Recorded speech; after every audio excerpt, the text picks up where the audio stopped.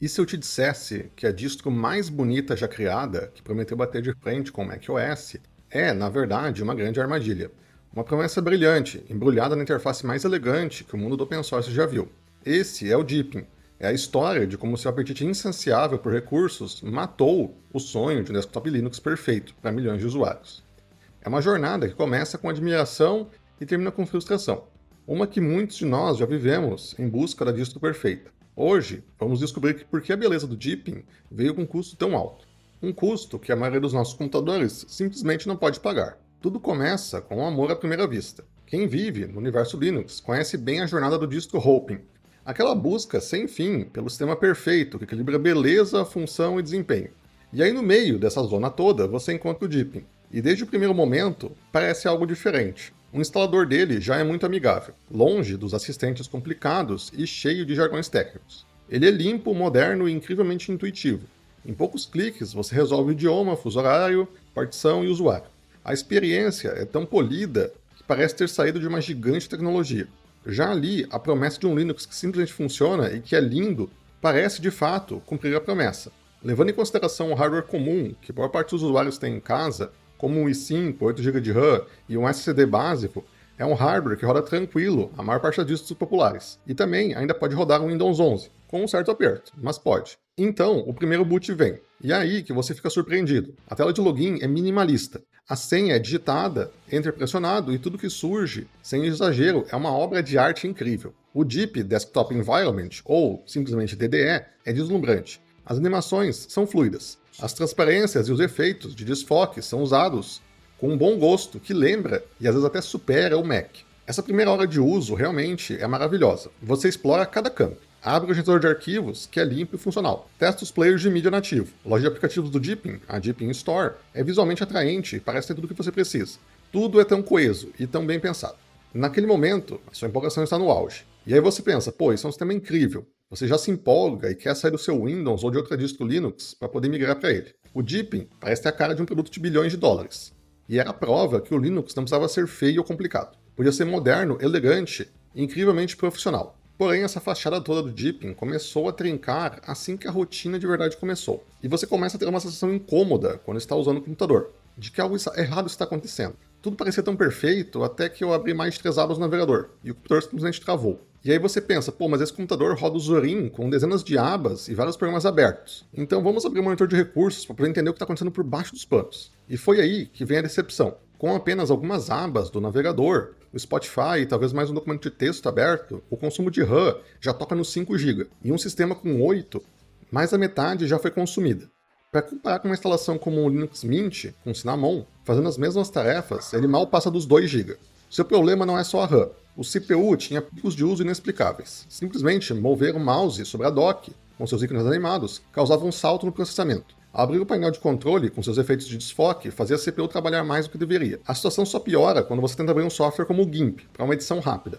O sistema inteiro fica lento, as janelas se arrastavam, as animações antes suaves viraram uma apresentação de slides. A multitarefa, uma das grandes vantagens do Linux, se tornou uma tortura. A máquina, que era perfeitamente capaz, parecia ter envelhecido uma década. Mas eu acho que realmente o teste final é abrir o KDE Enlive, o principal editor de vídeos do Linux. E aí simplesmente você vê a RAM, que já estava na casa dos 4, 5 GB, indo para mais de 7. O swap em disco começou a ser usado frequentemente e o computador se tornou inútil. E aí você vai ver o cursor se movendo em saltos, os cliques demorando e finalmente até que o sistema congele de uma vez. E tem que forçar o reinício dele. Basicamente é isso. Essa é a experiência completa do Deep. Não é uma experiência isolada minha. Em fóruns a gente vê vários relatos disso.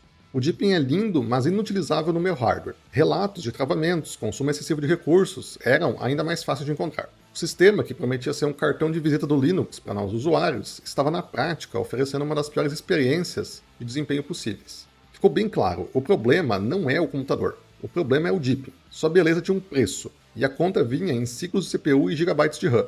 Lógico, tudo isso se anula se você tem um computador de última geração. Você tem lá um RTX 3090, 32 GB de RAM e um Ryzen 7. Não há problema nenhum, você vai rodar ele e vai parecer maravilhoso. Mas aqui a gente está falando para o usuário médio, aquele cara que tem um i5 e um 8 de RAM, como eu já comentei. Mas uma coisa que a gente tem que entender é por que diabos o sistema pesa tanto. O Linux sempre foi muito famoso por ser eficiente. E do nada, uma distro se comporta basicamente como um software inchado como o Windows. A resposta está no coração do Deepin, o seu ambiente, já citado o DDE. Ele é uma criação da própria equipe do Deepin. Ele foi reconstruído usando o framework Qt e o compositor de janelas Kawin, do KDE. Mas recentemente, em versões como o DDE 7.0, muitos componentes foram escritos em QML, uma linguagem que facilita a criação de interfaces ricas e animações. E é aí que a merda toda acontece. O primeiro culpado é óbvio, os efeitos visuais. O desfoque de fundo, as animações, as sombras, tudo isso exige um processamento gráfico. GPUs integradas em processadores mais antigos simplesmente sofrem para renderizar tudo isso em tempo real. O segundo fator é a memória. O framework Qt não é o mais leve possível. Some a isso, há vários serviços rodando em segundo plano para gerenciar tudo isso. O resultado é um sistema que, mesmo parado, com uma quantidade absurda de RAM, muitas vezes acima dos 2,5 GB. Para comparar com um desktop leve, com LXQt, como o Linux Mint, pode ficar abaixo dos 500 MB em repouso. Se é para usar um Linux que realmente vai ser um pouco mais pesado, aí vale muito mais a pena você usar um Ubuntu, um Gnome. Vai consumir ali até menos que o Deepin, em torno de 2 GB, mas realmente o sistema é muito mais estável, muito mais testado e tem muito mais suporte online. Os requisitos oficiais do Deepin contam essa história. Embora muitas distros se orgulhem de rodar com 2 GB de RAM, os requisitos recomendados do Deepin 23, lançado em agosto de 2024, são de 8 GB de RAM e 64 GB de armazenamento em disco, de preferência com SSD. O mínimo absoluto listado é de 4 GB de RAM, mas a experiência, como vimos, fica bem comprometida.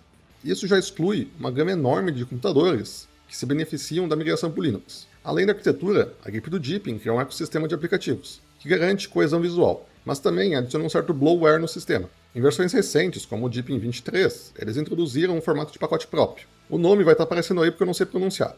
Adicionado outra camada de complexidade e consumo de recursos. No fim das contas, o peso do Deepin não é um bug, é uma consequência do seu design.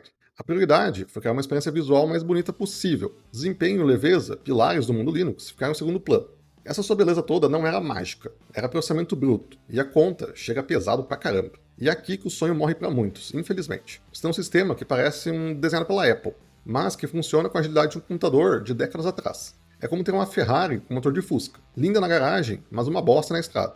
Essa desconexão entre aparência e performance é a grande decepção do Deepin. Era uma distro com um potencial enorme de atrair usuários do Windows e do Mac, mas na real acabou afastando muita gente pela sua frustração. E quando você desativa os efeitos visuais para ganhar performance, você mata justamente o que te atraiu em primeiro lugar. E tem outro elefante na sala, a sua origem. O Deepin é desenvolvido pela Deepin Technology, uma empresa chinesa. Em um cenário geopolítico bem polarizado, isso levanta preocupações com relação à privacidade e segurança para muitos usuários. Em 2018, foi descoberto que a loja de aplicativos enviava dados para análise para servidores chineses, sem o consentimento explícito do usuário.